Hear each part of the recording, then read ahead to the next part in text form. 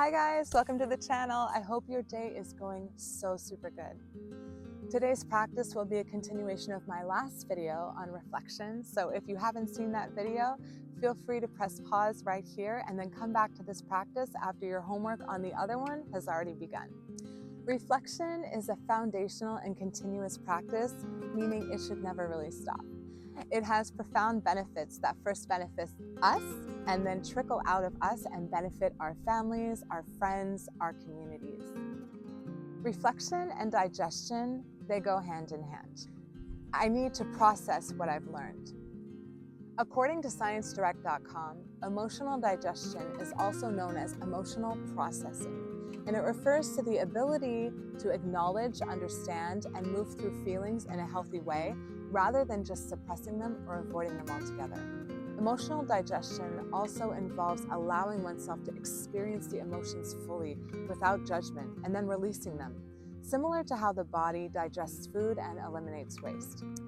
Some truths are harder to accept than others, and with deep introspection, there can sometimes be a contradiction between how I believe myself to be versus the reality of myself. Because if we're being honest, we lie to ourselves. There can often be a period of internal pushback and denial. This is normal and this is to be expected. And we want to allow space for that push-pull reaction. It's important and it allows the mind and the heart to grieve for itself, which is something that usually needs to happen in order to move on and make those healthy adjustments. This is an internal confrontation of ourselves, and we often forget that yoga is a form of purification. Purification is an uncomfortable process. So what is purification? Well, according to Oxford Languages Dictionary, one definition is the removal of contaminants from something. A contaminant is a harmful or poisonous substance, and removing contaminants is a process. Whether something is true or real or a lie or harmful, as people, we are multidimensional and we attach to things in multidimensional ways. We attach to things spiritually, mentally, emotionally, culturally. And if I, through deep reflection, have come to the conclusion that something is not true, or it has hidden or harmful side effects that affect me and others around me, or maybe I just don't agree with the thing anymore, right? It can still be really painful in multiple places for me to remove myself from it or my environment because I have fused mentally, spiritually, physically, and emotionally with the behavior or the ideology. There is a ripping apart that happens. It's because I have to separate myself from, the behavior, which normally involves other people, maybe social settings, maybe it involves Christmases, maybe it involves, holidays, maybe it involves my family, maybe, my job. There's so many instances in where we have attached ourselves to a lie.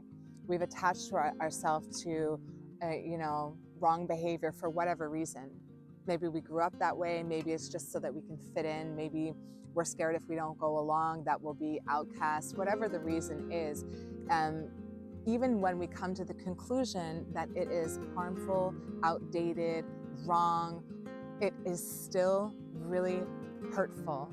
You have to grieve.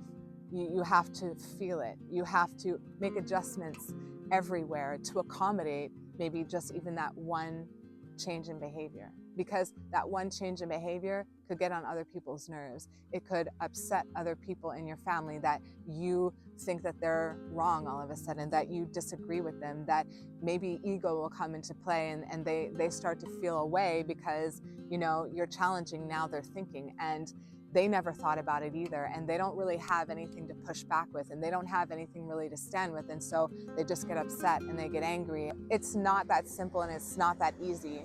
And we really want to have a tender compassion for anybody going through this phase, because this is the phase where we've reflected. So we've already reflected, we've already come to the acknowledgement, the understanding that this is harmful, this is not for me.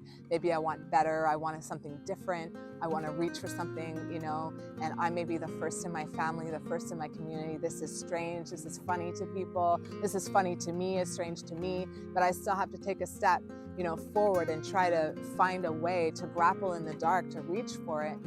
And it can be lonely, it can be isolating, it can be embarrassing because you maybe don't know what you're doing. and that's okay, right? So we really need to have an extra grace for people, an extra grace for ourselves. We really need to have such a tenderness, and we need to leave space, and we need to leave room to cry, to grieve. And it can take a long time. It can hurt for a long time.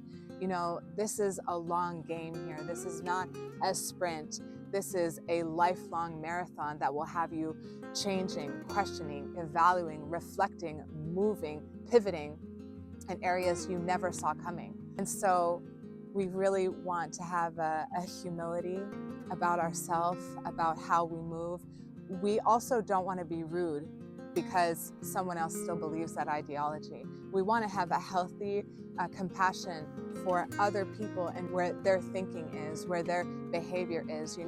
Everybody thought at one point that was correct behavior, right?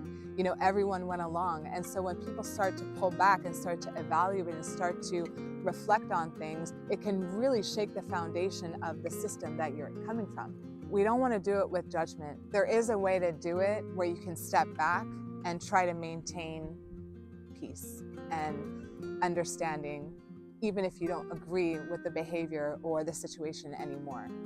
Maybe I don't know how to come out and say, I disagree with it. Maybe this is new for me and I'm feeling awkward and I don't really know how to confront the situation, right?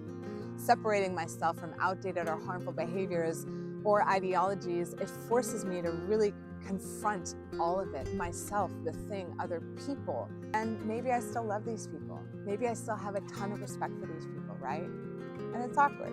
Maybe I'll have to face people I've hurt with my behavior. Maybe, I'm gonna have to acknowledge the fact that I was wrong. And admitting that is never easy. It's never comfortable. And so we really need to address the lie within, whether that's disordered thinking, ignorance, entitlement, or judgment of others for things that we ourselves were doing behind closed doors, right? Whatever the it is for you, know that reflection and understanding comes with the enlightenment and the fact that there are healthier ways of doing something. There are ways that we can fix what no longer serves us or other people. We have the opportunity with every breath we take to make an active choice, to change, to adjust, to pivot, to be better for ourselves, better for the people around us, so that the impact we leave is a soft one.